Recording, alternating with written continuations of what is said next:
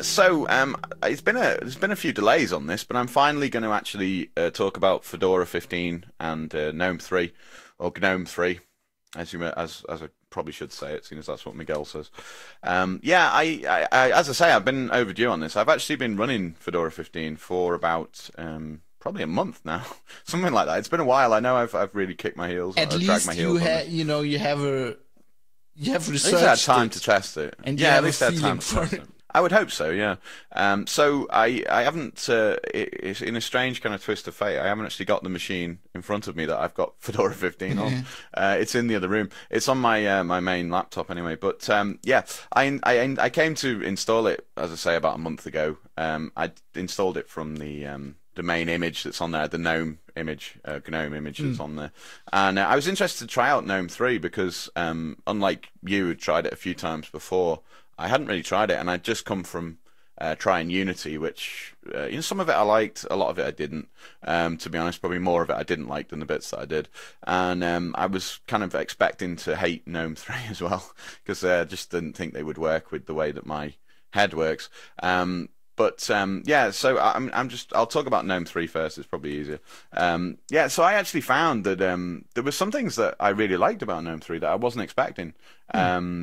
It was a bit of a change for me. I mean, I still do miss a list of windows on a toolbar because I have so many windows open at any one time that you can't. It's easy to lose track of them. But I really found that it's going to sound very dodgy, but I really love the hot corner. I think it's ace. I didn't really think that would suit me at all. But one of the problems I had with Unity is when I had say 3 or 4 windows open. So something like Pigeon, I open Pigeon and it starts logging me into different IRC servers, and all these windows are popping up and stuff. And on a normal GNOME 2 or whatever that I would normally use, obviously these pop along on the toolbar and you can see, and you just close the windows or flick to them.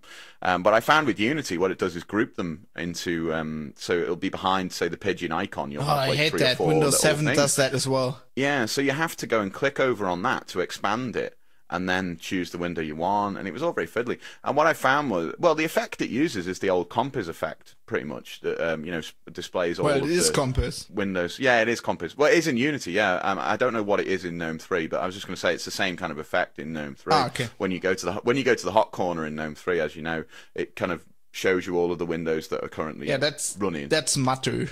Yeah, and there you go. And then you click on one. But I found it was much easier for me to just quickly flick the mouse up to the top corner and then hit the window that I wanted when it threw up like 5 windows. I would just hit the one that I wanted. Whereas for me, I found, maybe other people find it different, but I found with Unity I would have to go and then get the dock up and then click on the thing and then do it. It added an extra step that I didn't like.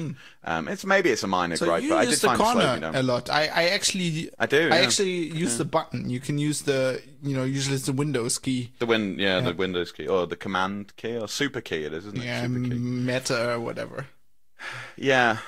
People who are very much Mine actually has a Windows funny logo on language. it. I usually just call it the filthy key. Oh, right. Yeah, a lot of people I know call it the super key because that's apparently the proper technical term for it. But yeah, I mean, some people don't like calling it the Windows key, Super but key! super key, yeah. So I like the hot corner, which I wasn't expecting to, as I said. So that was quite an interesting change. Yeah, I mean, GNOME Shell. To be honest, I've got to say, comparing GNOME Shell to Unity, I think the actual the shell in Unity, there were some things on it that were actually more kind of polished, and I preferred to the GNOME shell, which is interesting because when you talk to a lot of people who are, involved in Unity or very much involved with Ubuntu, they keep saying that that essentially they see Unity as an alternative shell for GNOME 3, so that in future they're going to have GNOME 3 with their Unity shell instead of GNOME shell, and you'll be able to install GNOME shell. So I don't know, maybe in future it won't be such a huge thing, but yeah, I found that little things like I mean, we talked about this when I was talking about Unity. If you type in the name of a program that you're looking for and it's not installed, or you're browsing through your programs, it'll have on the bottom programs you might like that you could install and stuff. I found that quite useful. I mean, that would be relatively easy to add to GNOME 3. One thing I should point out is there are loads of there's loads of we've talked about them, extensions. Lots of this has been added actually. Yeah. Exactly. There you go. So there's lots of extensions that I haven't, even despite my month of looking at it, or I say looking at it, not all the time. I haven't actually dug into all the extensions, so I might be able to find, that if I could customize it and so on. And I've seen a lot of them that make it more like GNOME 2, so maybe I could get a compromise between the two. But I actually, I did quite like it. I found, for some reason, I don't know if this is a Fedora thing, a Fedora 15 thing, or a GNOME 3 thing, or a problem with my laptop, but it would really slow down now and again.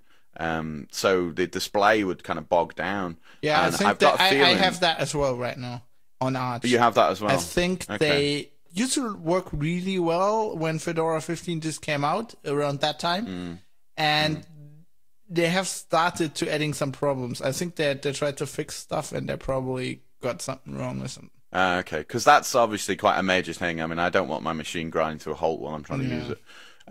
It's usually when you use the hot corner, right? And that thing pops up and then it gets really slow. Yeah, although I thought maybe in my case it was the fact that Fedora uses the Nouveau driver, because I've got an NVIDIA graphics card. I've got the same thing on Intel, so I think it's smarter. So it's not that. Okay, fair enough. So maybe I was wrongly blaming Nouveau drivers there instead of the official drivers. As you can see, I've got my page of notes here that I'm looking through.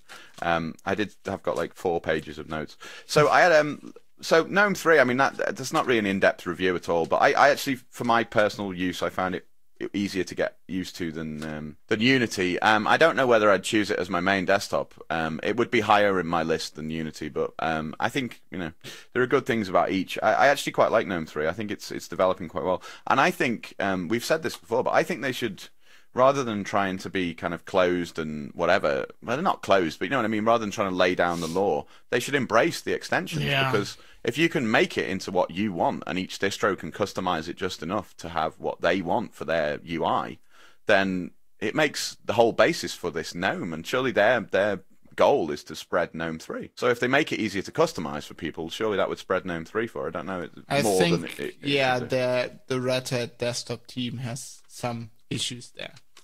Right, because they're basically, they're basically leading GNOME 3 development right now. And I think they have some ideas about, as you said before, a little bit patronizing. I think they think they know what's best for us. Okay, well, fair enough. That's a very Apple approach to it. Sadly, yes. Yeah. So anyway, so as I say, that's not an in-depth GNOME 3 review, but I'll, hopefully that gives people some thoughts on that. That's really moving interesting. On to I thought interesting that you like that, certain things like the hot corner. Yeah. I was surprised at that myself because despite the awful name that it's got as well, I was quite surprised that I liked that. Yeah, but I found it was quite easy to, as I say, just flick the mouse up to the top corner. And people would be saying, I know, who use Unity, oh, you just flick your mouse onto the left and then the dock comes up, and then you. But it just added an extra problem for me because you've got to get over to the dock, get the dock up, and then click on the program that you want to get the number of windows it's got open, and it was just harder than just in one action. I really like that dock is off screen because because it's I like docks. I've come to use I use several docks. We talked about this a lot since the podcast has been going on, but there was eat up screen reader estate, and I really like that it's in. I mean, there are auto hide docks, and I think the Ubuntu launcher auto hides as well. I was going to say the Ubuntu dock hides. But I think you can do that on macOS as well, but that never really works for me. There's then a certain area, which is usually the edge of the screen. You know what I mean? It's like the whole edge usually where the dock is, or just, the whole length of the dock. And I always hit that by accident. And I think this hot corner, I've never really hit that by accident. No, well, that's the thing. I haven't so far managed to do that because I don't. For some reason, don't go up to the top left of the screen very often. Well, and you from GNOME 2, you're basically trained to hit that when you want the menu anyway, because the menu button was there, at least in a lot of distributions. So I'm trained to do that anyway, and it's basically just, you don't need to click, right? You move your mouse there. Like when I started using it, I was going there with my mouse, and then it popped up, and I thought, oh, I don't have to click. And then my brain kind of trained itself after a week or so that I didn't need to click. So that it's was quite an nice. easy transition, but it looks very cool. I'm quite interested in how it develops and how it can be customized as well. So some kind of brief thoughts on GNOME 3. So let's get into Fedora 15 then. What were you calling it? Eagle or something? Strike Eagle or whatever. Something like that. Yeah, so I haven't used Fedora since. No, I have installed I think every version that's come out, but I haven't reviewed Fedora properly since Fedora 12. Which is a while ago, and yeah, it's changed a little bit since then. But I went, as I say, got the main Gnome image or Gnome 3 image, and put it on a USB stick. Fired it up on the laptop. Got it running quite quickly. It uses the Anaconda installer, which is, yeah, as you expect, all kind of Red Hat products seem to, which works well enough. But I don't know. I prefer, as an end user, I prefer the Ubiquity installer from Ubuntu. Anaconda is old. Just by the way, since I know this, Mo Duffy and people at Red Hat are actively working at redesigning that. If you follow Mo's blog, right, and like radically redesign it, I mean they're gonna do a whole different UI. And I agree with you. It definitely needs it. It's old. It feels crafty. Well, yeah, and quite just apart from the UI as well, it's this two-stage install that it does. I mean, I don't think they're gonna change that, because that's basically an enterprise requirement. It's something that RHEL has as well. Because what you mean is you do a certain things, and then it reboots, and then you put in your user and then stuff, you do more. And the thing is, the stuff it does before the reboot is usually like in enterprise, that's automated with something called the kickstart file. So all the stuff you put in there in RHEL and in Fedora, you can have a file that has all these things preset that you give the installer beforehand. And basically, you just install with that file, and then when it's finished, it reboots, and then you can set up the user. Okay. I was wondering if maybe it was, yeah, as you say, I can see the need for it if you're rolling out, desktops and you want the user to switch their machine, not the user essentially, but you want whoever's putting the machine on the desk to switch it on and then say, right, what do you want your username to be, and do that bit. I can understand that. You might want the other bits done before. But I find that a bit annoying as an end user anyway, because yeah, I like the fact, I like there's a few things about the Ubuntu installer that I like in comparison to kind of the Anaconda one, is that you can watch the progress bar going on as you're doing other things as it installs. That's very cool. I like that a lot. Also the fact that it does the whole install in one go as well, as I said, I like that. And you just reboot once and whatever, you're done. That's quite handy. But I mean, it's not hard to do. I mean, especially if you've got any kind of technical knowledge, then you shouldn't have any problem installing Fedora from the installer. Really, it's not too hard. It asks you a lot of kind of enterprisey questions, like what it asks you about SANs and all these kind of things, about your Windows domain maybe, and things that. Yeah, I think they're working on that. I think they're working to put that in, not removing it, but putting it behind, a screen that you like on the first screen. You can toggle like, I'm an enterprise user, give me the killer options, whatever. Right, okay. Because it all depends. This is the argument that we always have about Fedora. It all depends who they're actually aiming at. If they're aiming at, I mean, Red Hat is aimed at the enterprise market. Obviously, we know that fairly and squarely. So the kind of people who are going to install RHEL will probably want to see things like, setting up their SANs and setting up their network storage and setting up, their Windows domains and stuff. They'll probably want to do all that. But if I'm just like an ordinary guy at home and they're really trying to aim this at me in the same way that something like Ubuntu is aimed at the end user, they don't want to know about fucking, Windows domains and all that stuff. They don't know. They don't care. And, it just kind of seems a bit strange. It's very much an engineer's thing, I think. Yeah, I think I could be totally wrong, but from my feeling I got within the Fedora community, I think there are two camps within Red Hat. There is a camp that wants to compete with Ubuntu and make Fedora kick as end-user distro. And then there's a camp of lots of developers who basically work on it like the upstream for RHEL, who want Fedora to be RHEL-like and have all these enterprise features. And I think their current mission statement is so broad that the community in large parts doesn't know what they're aiming at. So you get people developing stuff that is very, like Gnome 3, for example, the Red Hat desktop team, that is very end user kind of Apple-like, make everything simple kind of way, and not enterprisey at all. And then you got all these developers that work on RHEL as well, that put on all these enterprise features, and a lot of the community seems to kind of, be lost in the middle or something. Yeah. I mean, I can see what you mean. So, I mean, I went, I got it installed, fine, booted it up.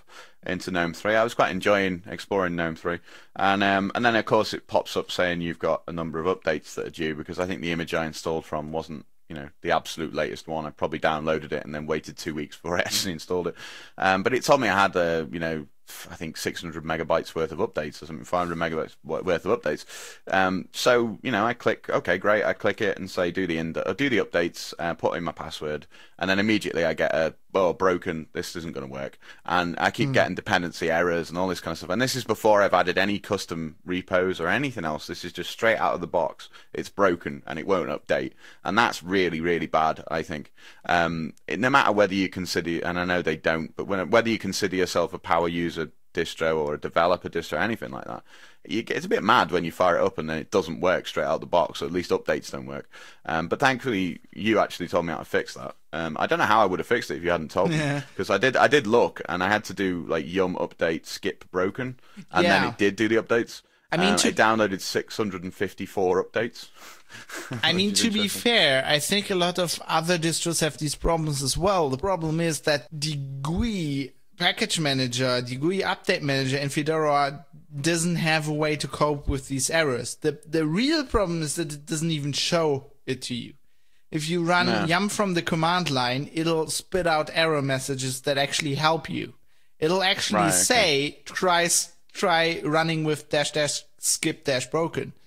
The problem is that the GUI doesn't tell you that, and it doesn't give you a button, you know, try this or something.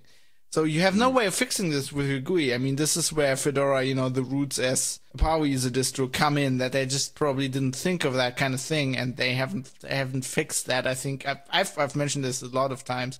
I think there's actually a bug I subscribe to in the Red Hat Bugzilla about this. There are several of these issues with the actual update manager, which are really bad. And you're totally right. I mean, this is one of the reasons why I don't recommend Fedora to new users, because as a new user, you know, you are lost at that point. I mean, you can Google that, but why should you? I mean, Ubuntu doesn't have these problems. Mint doesn't have these problems. Well, that's what I was going to say. I mean, you said there a lot of distros have these problems, but I was just about to say, well, I mean, I've never installed Ubuntu or Mint or something like that, and right out of the box gone, what do you mean the updates don't work? You know, I mean, maybe I've been lucky, I don't know, but that's never happened to me. So that's not a great first impression. And yeah, okay, you can fix it, but you know, you go and buy a car and then you find out the engine doesn't work and you've got to fix it yourself. You're not going to be that impressed, are you? If you expect to buy a working car. But anyway, I don't know where I'm going with that metaphor. But yeah, so I did get it fixed, but that was a slight kind of I don't know, that detracted a little bit from the experience for me. But I got that fixed, and then I went the first thing I did after I fixed that was go to install the repos to get everything that I need, because Fedora only has you know, free software in it, which is, you know, part of their licensing and stuff, which I understand. So I want to use things like, being a freedom hater, I want to use you know, Flash and things like that. So first thing I did was go to the RPM Fusion site and install that, which is, I know anybody who's used Fedora will probably know about RPM Fusion, but very handy if you want all of that kind of software. It's a bit like installing those Ubuntu restricted apps. Yeah, and that's right on the wiki. I mean, Fedora doesn't, you know, from the ideology, they don't make it easy, but they tell you how to do it. Yeah, I found Package Kit is their GUI that you mentioned for doing this kind of stuff, and I find it, even after all these years, I still don't find it very good. Package Kit, I don't want to slag them off too much, but you know, compared to a lot of the update managers that I see in other distros like Mint and Ubuntu, and even things like Synaptic, I found were still probably more useful than, to me personally, than Package Kit. I don't know why. It just seems very no frills. Yeah, although, it seems a bit slow. Is this all because they expect you to use a terminal and use yum, and nobody really cares about the GUI? I mean, to be fair, Ubuntu just removed Synaptic. But, you know, their software center is pretty good. Yes, I think that's a problem. I think Fedora is, that's why I say it's a power user distro. All the developers, you know, all the hardcore package maintainers and RHEL and Red Hat people that run Fedora, they use the command line. Because they are hardcore, you know, they maybe use the GUI if they test it, but they don't use the GUI themselves regularly. And that's what I did. I used yum on the command line all the time when I ran Fedora. I think that's fair enough. I mean, I don't have a problem with that if that's the way they're setting out their stall. But when they claim that it's not, and their package kit's great, and it just doesn't seem to be. One thing I do like about package kit, which seems like a strange minor point, but I do like the fact that it lists the license for each package clearly next to it, so you know what's what's under the GPL, what's maybe permissively licensed, and what's proprietary or whatever. That is very handy. I like that a lot. It seemed a little bit slow to me as well. I don't know why that was, but when I would search for something, it would go off for a bit and have a think about it, and then come back and then tell me whether the package was available. And it did that quite a lot. I thought first it was my network connection. But it still seemed to do that every time I made a search. It was really slow and clunky, and I thought, this doesn't really work. It doesn't seem to search. Yeah. In a lot of package managers now, I can start typing the name of a package, and before I've finished, like I've written 3 letters, it's given me a list of what it thinks I'm looking for, and one of them will be the one that I want. I totally get your point. It needs work done. Yeah, and I think it's a very low. It's a very low priority within Fedora because it's a power user distro. If they would just fucking admit that Fedora is a power user distro, all would be well. But they keep saying it's for everybody, and then when I was in the community, I was constantly arguing with people on Identity. I'm like, it's not for everybody because you have these problems. And then actually, I get Fedora people, I get them agreeing with me, the people who know that it's people who work for Red Hat, for example, some of them who know that it's a power user distro, they're like, yeah, you're totally right. And then you get other people from Red Hat saying, no, it's for everybody, and we're fixing that. That doesn't interest you if your install doesn't work. I wonder, I'm only purely speculating here. I wonder how many of those people who go, no, it's for everyone, are actually in more like the marketing department and other departments within Red Hat rather than the actual developers. Because the guys who are the developers and girls who are the developers seem to know that it's a power user distro and develop it like a power user distro, whereas the people who are trying to sell it obviously want to sell it to as many people as possible, have to go out there and go, no, it's for everyone, it's for everyone. Fedora doesn't have a marketing department, and the Red Hat marketing department doesn't market Fedora. Okay. So there's a marketing team, but those people were actually on the ground. I understand that. They don't have a marketing department, but I'm sure John is not going to let me saying this, but they do have a community manager. They have these people who, in my view, part of their role is to sell Fedora. I know to me, it's to pitch it and say it's great. It's their job to talk it up and say how great it is. That's actually not the case, because the Fedora community manager has a very different job. I would say Jono's job within Ubuntu is basically PR. He won't like, as you said, he won't like me saying this, but his job's basically PR. The Fedora community manager seems to do a lot more like developer relations and stuff. Especially when Max Bewick was still doing this, he would nearly only do that. I think the problem with certain people and groups of people within Red Hat who work on Fedora and kind of their job or their role, for them it's beneficial to say that it's for everyone. Yeah, that's what I mean. Maybe not the hardcore kernel developers, like other developers that work on desktop stuff. Like the developers that developed GNOME 3 that wanted, to be used by as many people as possible. And because they're Red Hat people, they push Fedora. So they want to get GNOME 3 out to as many people as possible. So they say, Fedora, which has GNOME 3, is for everyone. Even though, we are both figuring out that's not really right. Well, I mean, I think we've probably labored the point enough now. But yeah, I don't find that. I think it's cool if it's a developer. I mean, if you're a power user developer and you want to do all that stuff, it's, great. Go and use Fedora. It's great for all that kind of stuff. But, if you're maybe someone who just wants something they can install it and then play their MP3s and do other things, then this is not the distro for you. This is not the distro you're looking for. But I mean, I think it was an interesting experience. I mean, I am still running it. The other thing I'm going to do, which I had been meaning to do, one of the reasons I delayed this review, was I had meant to install it on this other machine I've got, which has got an Intel graphics card and some other things, because I wanted to see if it worked better on that than it did on my kind of freedom-hating machine. So it's possible that some of the performance issues I had were to do with the machine that I'm using, which is quite old. So I held my hands up to that. I'm just checking my notes to make sure I haven't missed anything. I was able to get all the stuff I wanted. Pretty much. Yeah, just one thing I want to point out. Pope in the IC says, I said Jono does PR only, and that is not true. I don't know what Jono does internally within Canonical. I'm not within Canonical. I have no idea what he does. The stuff he does publicly facing the stuff I see him do every day, to me, is basically all PR. And I don't mean that evil. No, I think he does a great job, and I think I actually have been saying to Red Hat people that Fedora needs the same thing. They need someone to do that. Yeah. Advocacy. They need somebody. Yeah, there's a fine line between advocacy and sales, isn't there? Really, that's what I'm saying. Yeah. You know, you can call it advocacy, you can call it PR, you can call it communitizing the community. You know, that's what I think what he's doing, and he's doing a great job at that. Yeah, and I actually think Fedora would need that. And I think he's probably doing this stuff within Ubuntu that Fedora doesn't do. For example, he will evangelize Ubuntu to lots of people, and when they then come back to him and say, you know, this package manager doesn't work, he'll turn around and go to the whatever team at Canonical and say, you know, you need to fix this package manager because I'm telling people they should use Ubuntu and they can't because your package manager is crap. And, and nobody seems to be doing that for Fedora. No, it seems like it. I mean, I don't know, but there were lots of things I liked about it. I don't want people to get the impression I'm just slagging off Fedora 15 because there's lots of great things about it. It's just I don't know. Maybe I had very high expectations going in. I think overall, I'm sure there are lots of change. I mean, obviously GNOME 3 is a big change, but I'm sure there are lots of changes that have gone on, but things like package kit. I remember when we were sat on the floor outside some lecture hall in Linux Tag in Germany, and you were trying Fedora 12, I think it was, for the first time.